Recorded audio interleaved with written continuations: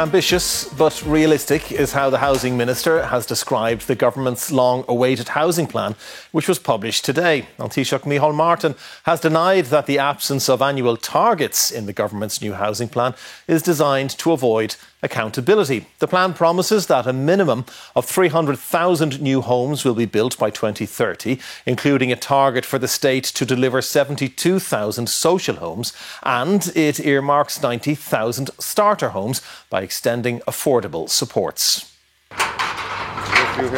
High vis and hard hats can only mean one thing. A new housing plan is on the horizon. An attempt to overhaul and turbocharge delivery. Good activity here, though. The government decamped to St Teresa's Gardens in Dublin 8, where 540 homes are underway on the regenerated site. This new plan signs up to €400 million for smaller construction companies to build homes. And 20,000 homes will be brought back into use through the Vacant Property Refurbishment Grant, while the Help to Buy and First Home schemes will be extended. But will the absence of annual targets mean reduced accountability? What's key is results. We need to. We've gone from about 20,000 per annum in 2019 to over 30,000 per annum. We need to get at least to 50,000 per annum. There's no one under any illusion as to what the outcome has to be here. But the opposition were not impressed. Anyone who will take the time to read the plan will know the emperor has no clothes. In fact, this is not a new housing plan at all. It is nothing more than a reheating and repackaging of the failed housing plan. You've abandoned targets for the private sector, and it's very clear that you've done this to shield yourself from accountability, because what you cannot count, you cannot measure. On tackling homelessness, €100 million in capital funding will be allocated to buy second-hand properties for families. And a new plan will aim to provide 2,000 tenancies through the Housing First programme. This new plan may have lofty ambitions, but the under-delivery of recent years means it has a mountain to climb, with the government hoping it can turn it around before the next election. Sandra Hurley, RTE News, Leinster House. Well, our North East correspondent Laura Hogan has been getting reaction to the plan. Well, currently I am living at home with my parents, and anytime I look in Dublin, which is kind of where I want to be at the minute, there's literally just nothing there that doesn't, you just end up paying, huge portion of your wage, and it just doesn't seem worth it really. We have all our children at home now, yeah. Yeah, all of them are in their 20s and they're back home, yeah. Looking at them, not really being able to afford to even rent at times, they're college, mid-20s. I've one getting married next year, and the difficulty even in County Louth of, them affording a house, it's very heartbreaking. No, I'd have no faith in it at all. I haven't seen anything or heard anything to date that would give me any faith in what the government are planning with housing. I'm sorry to be able to say. It's very, very frustrating. I'm 25. I just feel like I'm renting at the moment, but I'm living in the north. But even with that, we still feel like it's never going to be a case where we're going to own a house, because it's just, no matter how much money you make, it's still never enough. I just think when it comes to the government, it's one of these things that you can't really believe what they say, because they've never fulfilled any of the promises that they've made. Some public reaction there being garnered by Laura Hogan. Well, we're joined now in studio by our economics and public affairs editor David Murphy, and our political correspondent Micheál Martin is standing by at Leinster House for us. David, to you first. We heard what some people made of it. What for you is new in this that could make a difference? Well, I think one thing is certainly an allocation of €2.5 billion to the Land Development Agency, which means it will now have up to €9 billion.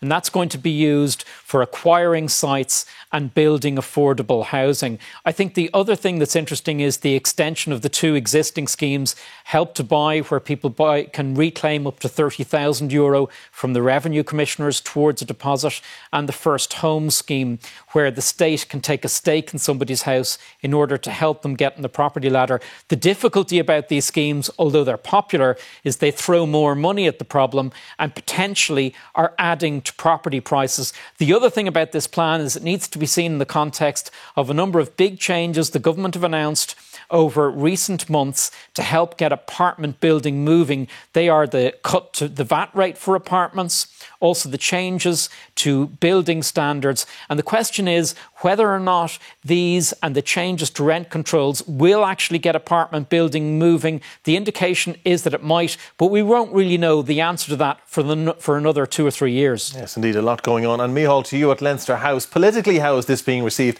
And what will be the litmus test for government on this plan?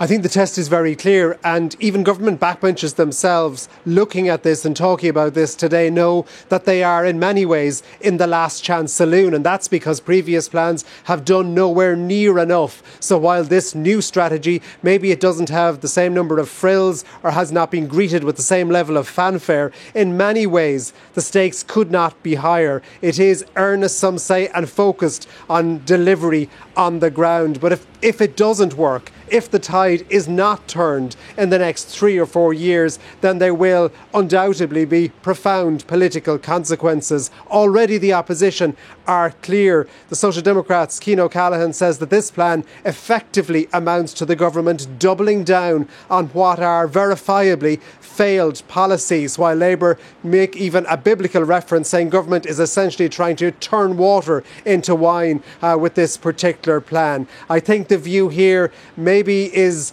clear enough. They will wait and see for a while on the government side, but if there aren't early indications that things are beginning to improve, anxiety levels will rise. OK, Micheál Martin at Leinster House, David Murphy with us in studio. Thank you both.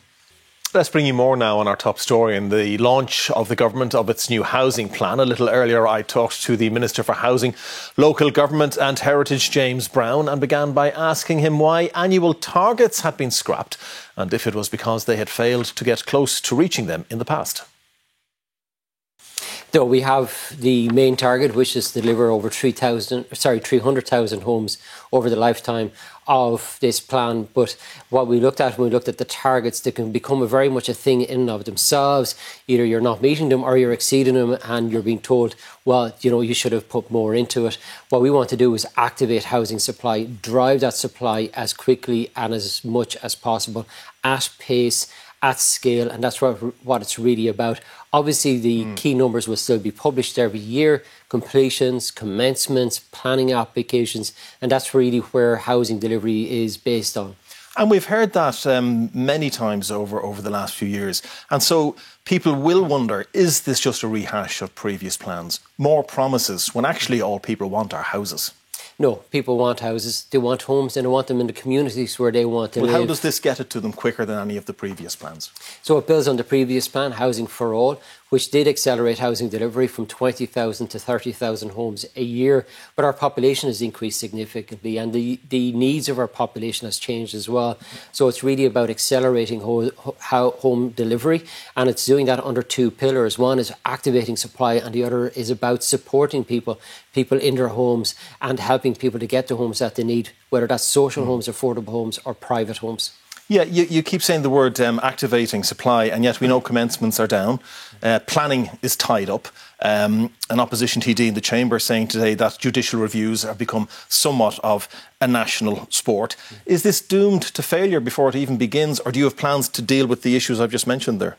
There are very much plans to deal with those issues. I do agree. I think at times our courts have been weaponised by a very small number of people trying to hold up really important housing and infrastructure delivery, and that's why we've already commenced a really key part of the new Planning and Development Act around making sure that judicial reviews, while still a really important part, that they are restricted in so far as possible to ensure that only those people with genuine interest are able to bring those challenges. I'm tearing through the Department of Housing to find where regulation is holding up delivery, because I do agree, I think we've tied ourselves up in knots. A lot of individual maybe regulations, good intentions, but are actually now holding up housing delivery. Keeping a really important framework there around the environment, around safety, delivery, but also kind of getting out of the way as well of our local authorities, of our private housing deliveries, of our affordable housing bodies to deliver the homes we need. Would legislation be needed to achieve that? Well, we already have legislation in place. We've commenced some of those really important parts around that legislation. But if we need to make further amendments to the Planning and Development Act, we'll do so to ensure that we can have that very clear pathway to the delivery. But that's what this plan is about. It's about enabling private developers to deliver the homes, and then the government in turn accelerating the delivery of social homes and affordable homes that we have control over. Now, explain to me then, let's get down to brass tacks, what for you are the key differences here? Because there's going to be people at home watching in their parents' living room because they can't move out anywhere, people in homeless hubs. They need houses tomorrow, not by 2030. Tell them what's in this plan that is going to make a difference for them. And I meet those people every week at my clinics, in my office, around my own county, and also in meeting with homeless organisations. And for example, again, only earlier today, meeting with Threshold. And I very much think of those people who are in their bedrooms at their parents' house or in crowded situations, being able to get access to those homes. So what's in this plan is accelerating that delivery, accelerating delivery of social homes, getting 12,000 a year of social homes. So people who need that kind of support, it's there for them. Also, those who want to be able to access their own private home, but perhaps are struggling to make ends meet to be able to do that. So a very much focus on affordable homes that we're calling starter homes, and then accelerating that private home delivery as well to get the private developers, if you like, delivering homes on scale, because that piece we are really missing. And when we delivered homes at scale previously, it was activating the private developers right across the country to deliver those homes. And that might be a big developments in Dublin City, for example, but that's also in our provincial towns and in our smaller villages. So, for example, allowing developers to be able to deliver wastewater treatment facilities in villages and service sites in villages as well, so that we can get those homes, as I say, for people not only to have the homes, but in the communities where they want to live.